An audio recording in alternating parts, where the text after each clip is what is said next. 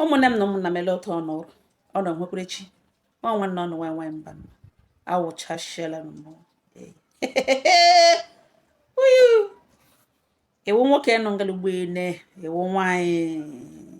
were nnọọ ntị ngwugwu m ya nọ na m were m ọka gwuo nọ na ntị n'ihi na ihe ikwu na-amaghị ibezi ya ihe mere onye ọzọ ka ndị ọzọ ji mụrụ akụ otu aka ọ dị nanụkwado ọgba ehu ọ bụ nne m ana m otu nwanne anyị nwaanyị ebe m n'ekwentị pịrịrị mpịmpịm nna m nwere ya sị m nwaanyị mba nọ m za ya sị m nwere akụkọ n'ugbo tụwara ya ụmụnne na ọwa akụkọ ihe nṅomi wụrụ ihe ịma atụ wụrụ ihe echeta emegharịa m sị nne m gaa n'iru ya sị m na ihe na ya na-akụrụ m ugbo na o mere na vileji ha na o mere na kọmuniti ya na onye ihe na o mekwere na ọ wụ age grade papa ya nna mụrụ ya mana ugbu a na-aka okwu bịara bịa shiwezie legelege ya wee gaa n'ihu sị m na e nwere otu nwoke na vileji ha the same kindred the same community na akụkọ kọrọ na this man achọọla ụmụ nwanyị ụmụnne gara aga lụọ ejide ya na nwunye nwanne nwoke onye community ha kwa the man si a na-alọghachi na nwunye na metọọlụ onwe this man awụrụ the reason marriage ahụ ji kọsa ka ha achọla nwunye ozughị ebe ahụ ya emeghekwe the same thing with nwunye somebody na the same community kwa ya eme ụmụ nwaanyị abụọ this man ọ chọọ ha kpakparie ihe chụla ha now ka o rutere n'ịlụ nwa ihe mege mgbe ha na papa ya na-eto eto mgbe ha ka wuo age grade ha na-eto eto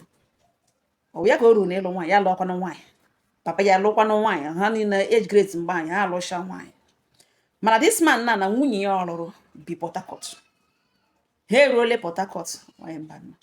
this man a continue with nwunye ndị mmadụ o jighị anya ahụ nwaanyị nọ na di otu a ka o zugidere one man nyere nwunye mụrụ ya ụmụ atọ ụmụaka dịcha obere obere enweghị ihe o ji atọ ngata ndị ome nwunye mmadụ onye man ya gakwuru he the man na a suspect information na-aga ọ ya ka this man mere ihe niile plan ọnya lee si ji mee ihe niile ọ ga-emegide ya na nwunye red handed n'elu bedi the man njam mgbe ọ na-ahụ na the man ka o yiri nwe ihe the man akọ ọkụ egbe n'ọnwa anwa mmetụ nwe ahụ nọ n'ala aka ya gbaja isi ya ma nwunye otu o shi hụ ha shiri gbara oto ya gwa ha na ha marụta ha shiri ha nọ mgbe ya bịara ha nọrọ like that na anyone of them make remove ya ga-agbagbuta one kpokwa polisi sị ha bịa lee na enwe onye ya gara n'ụlọ ego egburu ihe ya gbagburu na ọgwụ onye tụrụ na-ebịa n'ụlọ ya onye metụrụ efe ya ka nwụnye n'anya na ha marụta ha nọ bifo ya bata ngwa ọ ya ga nwoke nụtara mmago ohere nwaanyị nụtara n'elu taa ha abụọ nụzi nga elitezi isi na-ele dị ma na-arịọ ya mgbe ahụkwanụ foonu onye ọbụla nwere foonu adịbaghị ụtọ ọdịna the man eji oji jie sị ka akpọrọ ya mmadụ ole na ole ma ndị nepa ma ndị gịnị ha abịa witness ihe ọhụrụ wale nwunye this man na this day na onye obodo ha nọ nwunye na-ere ngwa nri n'ime aja ọ na-ere condiments food condiments n'ime ahịa eji oji ga kpọọ onye dịrị ga kpọọ the woman erute gwa the woman na ekene dị eriri na achọrọ ịgbagbu ya na ya bịa nwaanyị sị were oso were ije gbagbo onye n'isi ụmụ ise ya na ya abụọ o mere nụ ya were oso lowe mgbe ọ na-agarịla n'ụlọ ebe a sị ya gaa n'ihe ha niile mega na the same area nwaanyị erute na-ele die ka ọ gba ụtọ n'elu bedi nwoke ibe ya n'elu nwaanyị nwoke ibe ya ya etinye na ihe na ọka na ebe na ọgịnị wuhe ka nwaanyị ebe ku ya ka the man sị na ya sị ka ọ bịa witness na ngwa ọga yerito ngwa nna yerito n'elu nwunye yerito yiri nwe ihe gbapụ oso ụmụ okorobịa were the man sị onye metụkwala ya aka na nwe ihe gbasara that man na ihe ya kpọrọ ha awụghị ka ha bịa kọọ ya ihe mana ọ ka ha hụ ihe ya hụrụ n'ihi na agwọ otu onye hụrụ n'ọwa eke na onye metụkwala aka na ahụ biko na ọ convince onye ya na emere ihe awụghị nwa ya ọ nwunye na ha bịa ọlawa na ọ nwunye ejiri ụzọ meghere ụzọ kpọrọ gawa na bedroom na ha abụghị that man ọlawa na ọ wote nwoke nshi laa na ndụ this man agwazie nwunye sị ngwa ya bịa pụọrọ ya being that ụmụaka ahụ dịcha obere obere the woman sị ga kpọ ụmụ ya hapụ the man sị no problem na ya pụọrọ ya na ọ na-eshi ushi ya pụ ya chịrị ụmụ atọ enwe bọga enweghị onye mana now dede na ugbo no onye ulo hekwena elekwetele na nwunye wee iwe gbawa nwanne di ekedi okpara gore ihe na gabiga gbawa ndị ikwu nna silekwa ihe ya na-ahụkwa na ya nọ na history na with die ya ọlụcha nne before na-aka akụkọ otu ihe o mere na village na ugbo na ọlụkwala nwaanyị ha nọkwa oji bekee lekwekwe ihe o mere ihe eji na-agwa ha na-awụ o nwere ike gaa na ka ọ ga-aga ha ewere osisi gbuo ya ebe tụpụta ozi ya abịa jụọ ya sị ele di ekwena na elekwekwe ihe nwa ha nwoke mere ekpe ya ka ikpeazụ na-anụkwa nwanne ya nwaanyị sị m na ya chetara one certain time mgbe mama ya na papa ya na-akpa nkata gbasara this man ya ọkwa because of ihe o mere that time ha na-akpa nkata mama ya gwawa mpa ya that's na this man ọ ga-akwa na ihe a emere ya eme mpa ya gwawa na enwe ihe dịka emere ya eme no age grade na mgbe ha dị young that time o mere ihe with the two families ya kpo ha na ọ na-awụ the heat dị over ụmụ nwaanyị alacha ha na ya nọrọ ha gwawa si ihe a ọ na-emekwa na adị mma papa ya particularly si ya gwara ya dat na ewepụ aka na ụmụ nwaanyị gịnị ka ọ hụdụrụ na ụmụ nwaanyị nọ na di that time kwara enwekwara nwa agbọbịa na-alụbe di like gị ya so like that one o wee gwawa papa ya ihe mpa ya kọgara mme this man now e wee gwawa papa ya that na nwaanyị nọ na di na ọ na-esend nwoke to Cloudline na ọ wee nweta ka ga-ekwe na ka ekwere ha ala na ịpụọla na koji pụọla na problem ị na-emeghe gị ime ihe with nwaanyị isi kpakọrọ na ọwụ nwaanyị ihe shi na nwoke kele rito ya gawa na nwoke ọzọ ọwụkwa na nwaanyị ga-abịa ebe ọbụla ị nọ ya chọọ ịmachara bịawa die nwaanyị ga-enye ya space ịgwaghala ebe unu ga-eme iti ya gawa ebe ahụ ya gaa disguised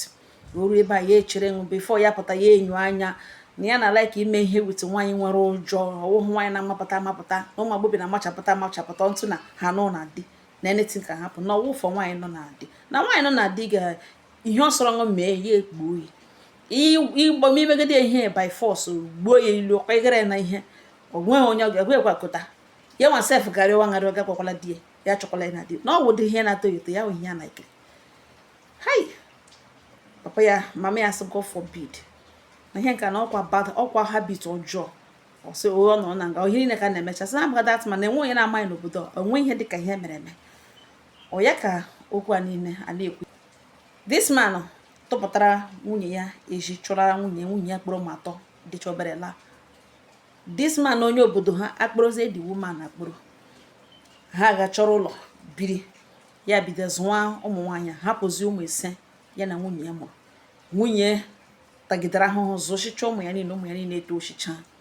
ụmụ ya etochana na last born ya na ya bụ ọgbọ na the woman nwụrụ ụmụ ise ụmụ nwoke atọ ụmụ nwaanyị abụọ this man ebighị ụmụ ya ga kpọrọ nwaanyị nọ ntọrọ tụpụtara na di ya na ya bụ ibirizie ya azụgaziri nwaanyị a ụmụ ya azụga ya otere ụmụaka eto the woman ekwekwe na ha amụrụ ya nwa olekwutekwe na nwunye ya sị nwunye ya enweghị iwe this and that na ụwa makọrọ ya na ya bụ ha abụọ ebe a ka this man nọ spend ya ndụ ya nwaanyị kwanụ ebege that time onwe onye na-amahụ the story omu na-ekwe elorizi ụlọ ọ nọchara complete 20 something years this man akpahụ ụkwụ n'ụlọ gwali ya na nwaanyị nwunye na ezinụlọ ebi Port Harcourt the same Port Harcourt kwa ebe ya na nwaanyị nọ ntara ọ gara tọpụta na di ha ya ụlọ another place biri mana enwe onye na-ahụ ya ọ once na ewala sa ahụrụ di n'ụzọ ebe ejikwa hụ di n'ụzọ ebe nwunye kwanụ abụda ụta ka this woman zụgidere ụmụ ya nwunye tochicha ada ya nwaanyị alụọla di ka o so ga ada ya alụọ di kedu ọkpara abịa n'obodo bịa gwa ọnkụl ya na ya chọrọ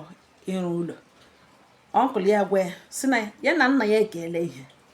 na ọ ya nwa nwoke dị ọkpara actually mana ya na nna ya ekele ihe na information ya na-enweta wụ na ala ise nna ya ketere na o reela nnọọ ya afọ otu na ya ọ ga-aganụ n'otu ahụ anaghị arụ n'anya ụlọ na ọ bụrụ na ekebe ihe ụgbọelu ọ gara bịa ya ga-asị ka ya enye ya ala nwere ikikere aka ya mgbe ọ gajuru ulo ya na ya kpawa ya dịka ọsọ nwa ya toro eto na mgbe ọ gajuru ulo ya na ya bụ mana ala o ketere ọ ya nwa bịara sị ka ala ekekwe na ya eketekwe na ise nụcha na site nụcha ọfụma ise atọf ise ha nọ na o ketere ya na-enweta information na o reele olee otu ya na-esi amata ọwụ somebody bịa sị ebe nwanne ala ụlọ ahụ asụga ya hụrụ onye sụga ya ọ arụghị ụlọ ebe ahụ ya gbarakwana ga the person si ya zụrụ ala from onye dị otu a ọ kpọkwana ahụ wụrụ na nwanne enwe otu esi eri ichie ya sị ngwanụ no what he nweta information ebe ya gbakwara n'oga asa develop ole ebe ya gbarakwa n'oga asa onye reshire ebe onye zụrụ ebe ahụ so lekwe elekwa akwụkwọ ejiri zụ ala ya elekwe na ihe signature nwanne ya ma na ọwụ ya rege ihe na ihe orefuru na ọwụ otu nwa dị man asị ọwụ ihe ya bịa bịaghị ịrụ ụlọ na ala papa ya enweghị eji ya pala ya eme na enweghị ọ contribute na ndụ enweghị ihe eji ala ya ma ya ma ala ya eme na ihe a chọrọ ịgwa ya wụ ihe a bịara ịrịọ ya wụ n'otu ọ nọ n'ụlọ na ọ ga-ama ala nọ na ala dị mma na-enweghị okwu ka ya gaa zụrụ dị mmanụ sa na onye o ji nwayọ kwuga na alapụtasịrị na enwecha ndị ka ya ma na ọ wote this young man shi ga zụọ ala from uncle ya nwanne papa ya akọnete ya ga zụọ ala ọ zụọla ala rụọ ya ụlọ standard house rụọ ya ụlọ a na-ele tige gate tige onye na-elekọta ya tige onye na-elekọta n'ihi na anọghị na village tige onye na-anọ ebe a na-clean ebe ahụ the young man na busy Lagos mama ya onye ka nọ Port Harcourt na-azụ ahịa shop mmanya ebuola ebe a ka ọ na-azụgazi ma condiment ma gị na ọ ka na-erekwe tatụ ahịa ahụ ọnụnụ ọ na-ere di ya lụọ ya o rege mgbe di ya mere ihe n'ugbo okporo nwaanyị gbakwuru nwaanyị ọzọ dị woman ahịa o jiri zụọ shi ụmụ ya dị woman kakwa nọ na-ere ahịa mana nwa ya nwoke ka dị ọkpara n'ugbo rụrụ ụlọ busy Lagos onye ka this man gara n'otu ehihie o buru ụzọ gakwuru nwunye na shade ebe nwunye na-erega ahịa nwaanyị mba nọ ọwụhọbere ihe the woman akwanye na gota the woman etinye shanala be ndị ime ahịa niile agbakọ jụọ eso gịnị nwaanyị amakwana ya ama nwaanyị mechichara na as chair lady na that market o hold ole title as chair lady that market union mecha hand over ọwụ onye na-asọpụrụ n'ahịa ahụ pipo agbakọ so chair lady kọsọ ihe ha na-akpe ọ gịnị mere gịnị ya ekwuwe so a na amanụ di ya na ọgịnị ọwụ ka ọ kwekwara na gota ndị mmadụ story agwa ya na-akpọzi the man run away soldier the woman na-agwatasị na ọ bụ na ha agụpụta from gota ahụ wepụ ya from ihu ya from gị ahụ gị na ya ga-eji mma ekwu na ya na-eje emechachie galik amagbu ya onye ọbụla sị nọkwa gịnị ọgịnị ndị mara dị akụkọ ebite kọwa na ọ hapụgara ụmụ ise ya ntịsị ụmanụ nga ka ọ ya na ụmụ ya na-erega nga ka ha niile na otoshia nga ka ndị ka ada na ụmụ ya ndị ka nwaanyị nọ n'ụlọsha dị this man hapụga nwunye at a very young age ya na ya bụ ọlụrụ nwaanyị a gbuto wayara ya na mochekwenye ya ụmụ anọ bịa ntụrụ ga-achọpụta nwaanyị ọzọ na di kporozie dị woman lapụrụ na-aga azụziri dị man ụmụ ya ụmụ atọ nwaanyị kwuru gbapụta ihe nwaanyị koga ndị mmanụ na-akụ onye akụ ụmụ okorobịa nọ nga asị ya ga-eshiri megota pụta na anyị ga-ema mmiri n'isi kama eshi nga pụtara ya eshiri megota papalite pụwa ọbịa ha kwa ha ọnọketekọza ahịa again ihe o mezi bịazie na village lọrutezie n'ụlọ nwanne ya nwoke ka etore mmadụ to ya na ya elole na anya egbohụne na ihe nwunye mere na Port Harcourt na ihe nwunye mere na Port Harcourt na ọwụ na nwunye ya lọtaha bịa tenda apology na ya ga-edivorce ya na nka na ya ga-edivorce nwanne ya nwoke ajụ esi na ọ dị iberibe na ọmakwa ihe onye ka ọ na-edivorce agbara ọ na-akpụgbu onye na-ahụ ụkwụ ya ka ọ na-efe onye ka ọ na-edizo onye ka ọ na-ekwu na nwunye ha zụrụ isi ụmụ anụ chịsara ga kpokuru nwaanyị ọzọ kemgbe ha many years 20 something years ihe ọ lọtara biko ọ sị na ihe mere n'aka ahụ na ọ gaala na ọwụ anya agbahụ onye na the woman nyere ya ọgwụ na onye ọsa na mmiri otere were shiere eri ya jụọ ese ọ nọ n'ụlọ dị eshiere dị mmiri wete mmiri otere butere n'ụlọ ka ya eri ebe ahụ ya sị na ọ ya na ya na-ara ekelekwe ọjọọ bi ga-esi ebi eshiri ya ebi ya erie ya nka ha jụọ sị o riri na bikọs nwunye ya na-eshiri eri n'ụlọ na-ekoro ji dade na ihe na otekwekwele ya ma na ọhịa eririte dị nwanne nwoke ajụọ sị wọtọfụ ndụkọ ụmụnne kwenụ ndị ọchọchịrị na di chụlasha ụmụnne ka na the same village ebe a ihe o mere mgbe ọ dị yọng mgbe ọ lụbedị bụ gazie lụzie nwaanyị mezie ka ugbo oke onye ka onye nwere otele na asamblị ndị ka ọzọ ihe ha asaga wụ ntị ha n'imi ha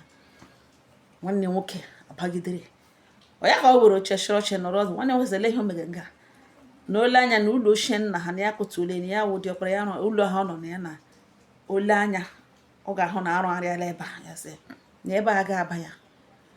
ya sị na-ele ihe o mere na ọwụ ụlọ nna ya gwa sị ebe awụghị ụlọ nna ya na nke a na ọwụ ụlọ ya na papa ha anwụọ na-ekele ala so n'ọlọta bịa were ala ere regeregere 4 o ketere 5 re 4 o jikwana ego ya emege gịnị na etijikwa na biznes etikwa na biznes akpụrụ ga taa biznes mege ugbo etinye kpụrụ ihe na-ajụ ya si ihe akọghị akụkọ wụ after 24 years ka ewe ya wee ji anyị akpịrị wala ọ nọ Port Harcourt nga ihe ọ na-akọ ugbu a na-awụ ihe after 24 years ụmụ ya dimkpa na odoro anya na diọkpara ya alụọla arụ ọnụ ụlọ na-akwado ịlụ nwaanyị ọ sị na-enwekwa onye gwara na ejikwara nọmba nwekwara na fon na ihe nwaanyị ka emere na ya jọs teta ụnatụ anya akpa hụo ya gwes na o nyere ya belụsọ ya na ya bụ ekoge na ndị striti ha gbakọcha ya na-agwa eti na anya ya emeghe ọnụ eji ohi ejiri lụwezie n'ihi na Chineke emeghele ya anya ya ma na ya ekpurishi anya ọcha kpugo ishi 24 years 25 years ekpu ishi ịnọkwa na nwanne nwoke gbaghara biko tọkọrọ etu nwunye ọ gbaghara nwanne nwoke si enwe ike ime ihe ka ahụ emenụkwarụrụ ala ya nwa tọkọtụdawu mmanụ taga ahụhụ elebia ga-ebido eti ọnụ ọ ga were mmiri nwa okorobịa ya jọsọ chiga nwaanyị a ụmụ ise bụ onye responsibility ịzụ ụmụ chịzụ ụmụ nwoke ibe na-aga azụ ha si ebe tọkọ otu onye na ihe mere n'ụwa na ọ ka nwere ala otu ọ na-erebe na ọ ga-agagaghị ya ga akaraka lakpuru ebe a ma ọ bụrụ na ebe a ọ nọ nwachi jie na ọ ga-apụrụ ya ebe a na ya ga-agbachikwa geeti ya kwapụ ya eji gbachie geeti ọ nọrọ nga dị ma na-emuvuo bịa mitie papa ya mpaki ya wee kọga akụkọ n'ugbo so mpa ya dị woman na bịa mitie mpa ya gwaba mpa ya na ya adịghị proud of ihe mere na ya dị very sorry na onye ọbụla gbaghara ya na echetachara mgbe ọ na-enye ndụmọdụ na ọwa aka ọrụ ekwensu na nwaanyị ahụ ji ya na Port Harcourt ndị ome Port Harcourt ụmụ nwaanyị mba mmiri na ihe nwaanyị mere ya na dị woman ji ya ekpuchie ya ahụhụ ụzọ papa ya gwawazie dị man si na enweghị ya dị ka nwaanyị ji ya na ọsọ ọwụ ndị ọ na-alaik nke ga-agawa na ya ekpuchi akwa kpuru face cap zuru ezuru bịa ogbugedie n'elu bed ya ala bugredie ọtọgodi eme ebugredie na enweghị onye ji ihe nitin jide n'ọwa ihe eji mara ya na ọ bịakwala ebe a bịa ịkọ ihe ọ na-akọ ọgwawa ya si biko ka ya chọrọ ya bụ ya ga-ehi n'abalị na chie na ha ejile na diọkpara nne ya tọpụtara ya ọsọ ya batakwara n'ụlọ ya na nna ya na ya bụ tụrụ n'ime na ọkwa na ejikwa ya nwaanyị ya hụkwara na ọrụ jiele emejiele ụmụ ya etochiele na ọsịsị ya abatala na ejiri mgbo ya nọ ya abatakwala n'ụlọ nna ya batakwala ivu ndị na nwanne nwoke ka aha jụwa eso o doro anya na ọ dị ọkpara ọkwa n'ụlọ nne na nna asọ gị gara ga eme itie ka ala gị keta ihe ha na anọ ihe ha na ise regere ala nọrefe otu ebe iji ụmụ okorobịa atọ gị rege ala nọrefe otu nna akpọ ya ijikwa na ego ya emegego esikwa n'ime biznes bịa zụchie ihe replace onye ji dimkpa atọ niile rekwa n'ụlọ nakwa nwa ya nwoke rụrụ ụlọ a na-elele ọ gara zụ ala n'ụlọ this man etepụgaga ahụ dị ụlọ gawa nga meghee ya kọọ aka na geeti ya eruo kọọ aka na geeti onye na-ejiri na-ehicha bi ebe ahụ na-elekọta ebe ahụ jọsọ onye asọ ya na ọwụ nna onye nwe ụlọ dị gaa ya ewere osowere ije ga-agbakọ ụzọ kelee ya good afternoon na ikwu ya sị ya bawa straight to the house gị the man asị ya na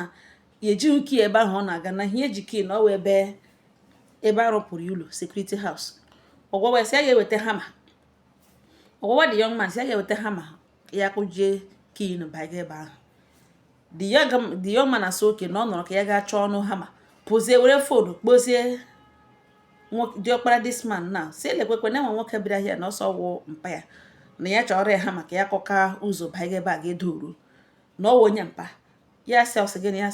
sị na ya gagodu ga-ewere fonu ya segodi ya pikchọ sendịarị ka ya hụ onye ọ na-ekwu the young man alaghachi see this man pikchọ sendịara nwe ọjụwa sọsị gị pikchọ ka ọwụnụ onye ka ọ na-esendịrị pikchọ ahụ na onye ka ọ na-ese na ihe na ya n'ọwụ ụlọ nwa ya diọkpara ya rụrụ ya na ya nwere rights ịbata ngala the boy sendịala pikchọ sendịatụ oge ọ ya ka ọ gwara ya si ya ngwa ọsọ chọrọ ya hama ya sị na ya kụjila ụzọ ahụ na ya mekere provision na the other self-contained na ọchị ịkụji na ọ gwa ya chọọ wee convince ya ka ọ ga kụjie dọọ nke self-contained ga ebe ahụ ihe na ya ga-alọta nwanne echi no the young man amaga na moto after 2 days wọchashia na village shepụta mpa ya o shepụrụ ya eji enwe ihe wee shepụta ya eji kwụpụga ya na mgbacha people a na-ele so ịnụkwa na demand deserve ya na demand deserve ya ya na-eti igekwa egbu nna ndị mmadụ agbakọ people a na-eti sokwara mgbe oge ga-ezuzu nwere o gị gaga zụọrọ nwoke ọzọ ụmụ ya bịazie ntụrụbi buruzie ngwongwo lakputezie na ụlọ nwa nwoke zụrụ ala rụọ wile iketara ala nna ise regere anọ ọgwawa nwa nwoke si na ya erefori otu na ya erefori ya otu na otu ka ya emefuru ya na ọ nga ka ọ na-aga arụ ụlọ na ọwụhụ fọt ya na ya edenwere ala nga ọ ga-arụ ụlọ na ọ ya wawa onye na-ekwe ha aga arụ ụlọ nga ha na ya agaghị anọ n'ezi na ya wụghị ọhụ ụmụazị na ya na-ekwu na nwaanyị mba mmiri ji anya ji ọgwụ jide na enwe onye chọrọ ibeliv ya na ọgwụ agbahụ onye n'anya ya elowe na ọgịdị ka onye nwaanyị chọrọ ịnabata ya ivu na nwa ka ekwe ivu na nwa ka na nwoke ma ibe na ọdị ọkpara na o kwesịrị ime ya understand dị ga ya agwa esi na ihe chọrọ ịgwa ya wụ bifo ya emerụ ala na ọ nọrọ enwe ebe ọ chọrọ ya amaghị for 20 something years eji anya hụrụ ya ya amaghị ma ọ dị ndụ ma ọ nwụrụ anwụ na ya bịakwala na-abịa inye nsogbu gbapụsoga ripọtụ ya n'aka ndị ichie akpọọ ya kpọọ mpapa ya jụọ sọ ha niile jụọ sọ gịnị na-ese na ihe awụ ha akụkọ ọwụhụ mitin a ga-akpọwasị ọgịnị na-ese ha gwawa the man si na ebe a nwa nwoke rụrụ ụlọ wee ebe ọ zụrụ ala ọwụ ha ala iketere na nna ọwala ịzụrụ ọwụ ala ịhandịrị ya over ọwụ ha ala o mere inherit from you ka 1 2 ọwụ gị zụrụ this young man ịsọ dị ọkpara ṅụ ịhapụrụ ya mgbe ọ dị young wụsara were nne ha ịhapụga nwatakịrị after 24 years na-aga 25 lọtawazie after ịmakwa ya 24 years na ndụ nwatakịrị ọhụhụ tiri ya ohi ọ na-aghọ tojuru gbaga mbọ kpata ego gị garazie ntụrụlo were ha ma n'aka akụkọ ụlọ ọrụrụ na ị na-aba ebe a na ịwụ papa ya ihe mere ṅụ papa awụkwanụ na ịtụrụ nne ya ime amụọ ya ọ sị na agala n'ụlọ ya were ụlọ esore ya iwe onye obodo a enwe ụlọ ịrụrụ gị ga n'ụlọ ahụ ka nọ ị gaghị anọ na mba mmiri chịrị nwoke nwoke chọpụta nwaanyị ọzọ n'ụlọ di ya kpọrọ ya na ụmụ ya kpokpo zọgọ this woman na ụmụ ya bịakwara gị bịara ala were ụna na-aga eri gị were na-aga ebi odiriwe nwaanyị ugbu a na ọ tọpụtala anya eji gị chetazie na ị mụrụ ụmụ nna awụghị otu ahụ bifo abanish be ekewu mbanish n'ọhịa ekwucha ya na-ebe ka ụmụaka arịọ nwa ya si biko ka eme ekwucha the young man asị ma kelee the chief kelekwanụ ndị nga ha na-abịa meeting even papa ya mere attend the meeting kelee ha sị na ha gbalịala ka ya laghachiwa ya hapụrụ ụmụaka biznes ka ya lawa na this guy ụta ka o shigba ha na moto laghachi Lagos gwazie sekuriti ya o denwere n'ugbe na ọhụrụ that man ya sị enyi ugbu ya ọ hụrụ ya nwa mepere ya gate na ya sakọla the guy sị okay sir the young man amaga na moto laghachi ha Lagos ebe ọ nọ ụnụ ga-ahụ na mbido mgbe m bidoro ya akụkọ na ebidoro m ya akwa ekwuru m briefly beze ntụrụ tie ọgba egwu finally nwoke n'ugbo a na-ekwu maka ya gara ga meet one man n'obodo ha according to one nine wine n'ugbo the man sị na ụlọ ya niile dị occupied naanị ebe dị free na ọ bụ ụlọ ewu ya mgbe ya na-akpa ewu mana ugbo ya enwezighị ewu na ọ bụrụ ma ọ gaga zachacha ebe ahụ nọrọ ebe ahụ for some time na ọ gaghị anọtekwa aka ebe ahụ ọ pụta bịa sọtọ onwe na ọ gaghị alọta na eji n'ugbo ya n'ọnọ na ha ma nga ha mgbe hapụrụ na ihe ọ na-akọ na ihe ewu ihe eji mara ya ọ bịa wegwute ole na nwaanyị mba mmiri jiri ọgwụ jide hello nwaanyị mba mmiri awụghụ nwa agbọbịa ọ bụrụ nwa agbọbịa single lady ka ya na ya mere ihe ekwe okeke ihe a nwaanyị nọ na di oshi n'ụlọ dị eshiri ebe ahụ gwụrụ ọgwụ bịa wetara n'ụlọ ka ebe ya na nwunye ebi na ọ kọwara ihe a na ọ na-eme ihere ewutekwana onye ọbụla nọ na ya ọ na-ewute and ọwụghụ mbụ ya na ihe eji mara na village ọlọkwa nwaanyị gakoji bekee continue like that because ọ nwanne ya na-enweghị ya gịnị ha enwe ụlọ si ya nọra na o lekwe ụlọ ewu ahụ nọ nga zachasịa ya na ịga nga ahụ for some time na ịga di ya na ọrụkwa na ọ ga-anọ nga aha na ya ma ihe ọ na-eme ọ na-eji ọgwụ eme ọkwa na ọ ga-anọ nga ndị ome nwunye nwa ya lowa hala krismas ọ bịa pụọra ha because ya ma ihe jaga ya n'afọ na otu o si ajaga ya na ọ ebe this man nọ na the man si ya nọrọ nga December ruhala ọ chọrọ ebe ọzọ na ụmụ ya ga-elotachi krismas a ga ha kpoo ndị ome ha elo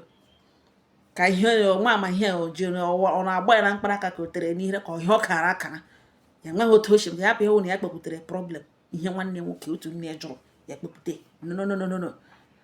na biko from now till December na ọsọ ọtọ onwe ka December gaghị anọ ebe a ndị ome nwunye nwa ya lucia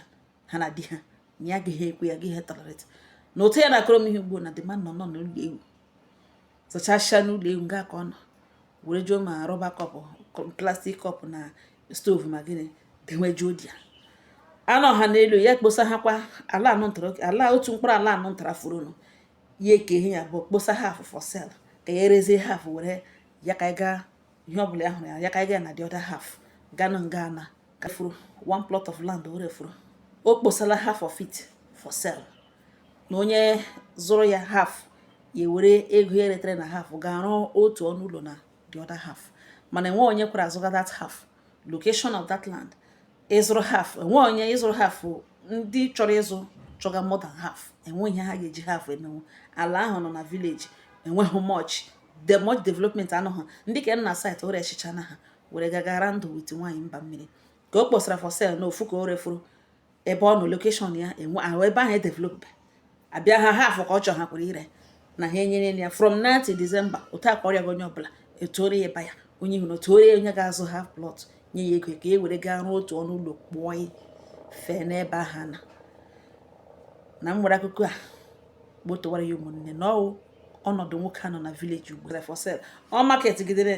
so jere nwa nwoke na ọ bịa zụrụ ọnụ half plot nye ya ego ka e were rụzie one room nọrọ na the other half nwa nwoke sị ka ya na-abịa mee neighbor ka oke gịnịkwana na ya anaghị azụ enweghị eji half plot of land eme na ọ ga-erechi ya kpo ndị mba mmiri ha bịa zụrụ half ahụ na otu aka this man na currently ọ nọ n'ụlọ ewu with half plot of land for sale ọ ga-eji gaa rụọ one room and o nwere before from now till December and enwebụ onye kwere ala ọnụ ma ọfọzikwa ịzụ na aga azụ ma orozikwa na ego ereliteghị ya enwebodo onye kwere ala ọnụ ma ọfọzi na-ere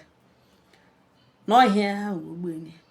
na ọchị na ọdịmana owozi ihe eji eme karikachọ na anọ aga n'ụlọ ebe ụlọ ewu ya elete ịchọghala ịga nga ịbịa gị chọrọ enwa 2000 ịga nga gị gasị na ha o mekwara mistake isi ka ịbịa lete n'ịnọ ihe mere nọ isi ka ịbịa lete chọkwara n'ihe ego ga-eji rie ehi were manejiriwe hei ya daa ṅụ n'ụkwụ and o kelecha anya ya sị biko gị tụnwere onye ga-azụ half plot of land ahụ na ọ dị ya mkpa ihe nwere from now to December na nwanne nwoke na chụpụghala igbo enwewebe ya na-aga na diọkpara nne ya chụpụ ọ dị ka onye ka ahụ ọkacha ya ewu ọkacha ya afọ na ọ chọọ ya baba ọwụfụ mma ifu na nwa ya ma chụkwuru ya na onye kere anabatara ya anabata na ọwụ dewezie n'ụlọ n'ọnụ ha eyuzu dịma na-asị ya n'ihe ahụ n'ọwụ n'ụlọ ewu ihe bifo dịma na-akpa na ewu ama ọ na-akpa ewu ihe ọngana na ọwụsawa ewu ya sị na according to him mana ya zacha na ya na adịghị ewu ya na ya abụọ nọ nga ahụ gbuelu so biko chọwara ya baya ụmụnne m na-anọkwa enwere nnọọ ihe mmadụ ga-ahụ nọ like this onye a gwara nọrọ ọ gịnị ka m ga-atụkwasị n'okwu n'ugbo nothing n'ihi na ihe mere onye ọzọ ka ndị ọzọ ji wee megide wee mụrụ akụ nwa ewu ga-anwụ ọ ga-eru n'ikenga ụmụaka pụtashiwala ma enyo nsogbu ụmụaka ma pepepe ma ihe ụra abalị ma gịnị gburugburu ụmụaka ejula ụlọ gị na nwunye ṅụ tọkwa aka n'ọzụ nwa ha ọwụ otu a ka ha ga na-ayọyọ ha ga-emecha toshia ha ga-emecha ghọọ dị mkpa gị na nwunye m ga-ezuru ike mana gị lecha anya sị ya dị egwu na ụmụaka wee ime anya n'ụwa gbara n'oringo na akpakwala n'obi ya kwabebi nsakwa na anọ atata ihe ụwa tala ha na mmanụ no na onye ọgwa n'ọzọ gị na-ebi ndụ gị bi ha nwunye ọ gị bi ha dị akpaghị aka n'ọnụ gị sọwawo otu mbịa na-enọkwa n'oke onye riri ka ogbu ala ka ị ga-adịrịgodo hapụ biko na na-eji ihe isi ike anya isi na na-eji ahụhụ ụwa anya isi akụkọ gị gashi ike ị ga-ebicha ụmụ gị ga-etokwa eto and ha ga-ekpaso agwa dịka otu isiri mee ha mgbe ha na-eto ha ga-akpaso agwa dịka otu isiri kpaso ha agwa mgbe ha na-eto eto iwere ha mere nwa ha ga-eji ṅụ mere nna were ṅụ mere nne mana ịwụsawa ha ime anya anyị chọghị ma gị ga-ebiri ndụ ṅụ gị ga-arara ndụ ṅụ mgbe ike gwụrụ ṅụ n'ikpere gwụṅụ n'anya gwụṅụ na ntị gwụṅụ n'aka gwụṅụ n'obi gị dị wik mgbe ụwa ga-ahụ ahụ te ụwa si elu na ala si mejụsa oyi ajụjụ ewere na-ada ọ mụkwara nwa azị ụmụ ya nọ nwa onye mmanụ ụmụaka na-ekwe eleta nne ha na nna ha enweghị eluigwe mana ha ụmụaka iwu eji ha n'ihi na Baịbụl sị nne lee nwa nwa le nne ọsụghị nwa le nne nwa le nne nne le nwa no ọ sị nne le nwa nwa le nne ị ga-ebu ụzọ zụọ nwa gị ga-ebu ụzọ mechaa bifo me gịnị berie onye na-anọghị na-anọ na ndụ ya enweghị ijiri ekporo enweghị ihe ọ pụtara ije ọ nwụrụ anwụ ọ dị ndụ nwe gị biri ndụ nwegachi ike gị lụghachitazie bikos na o nwere opportunity survive gị bịazie bịa ka ha hụtawa ka emewe ewere nga mere nne were nga mere nna hello hawashocha enweghị ihe toro nga ọ bịara jikọọ aka n'ugbo gị na nwunye ṅụ pịwa na ụmụ ọnụ na ụnụ mechaa ọ na-eme gịnị ọ na-eri don't feel out of place don't feel like you don't deserve this type of suffering or gịnị ka no gị hụta na ọwa ibu ofu onye gị kwara they are watching ha watching ụmụaka legekwa ha hụgakwa all your responsibility there is always time for everything lee ụmụ gị ahafurula your partner ajụrụla ya otu onye agbala ọsọ gị sokwa na mba na ọ wuri ngo agbacha ọsọ eme gịnị agụọ mmanya kele ugbu agbachana kedu ebe ọ nọ n'ụlọ ewu n'ọgba ebe ewu na-ebe mmee nwoke kelere nkwa nnọọ ka ọ ga-ejọs ga-azụrụ ha nwa otu ewu makpawa osisi nọ n'ụzọ ụlọ kweghị ha ewu nga na so that ọ nọ na ewu ebe rie mgba ya mara na ya na ewu nwere agbata obi ọ gịnị butere mgbe mmadụ dị extremely useless mgbe mmadụ pụtara na ya ga-emejụsa onwe ya oyi Chineke jụsaghị ya oyi mana ya ewere ọchịchọ ọjọọ were mejụsa onwe ya oyi otu onye si tụju ute otu akọ ga-esi edoro ọngọ ha nọ n'ọnụ ụtọ dịrị unu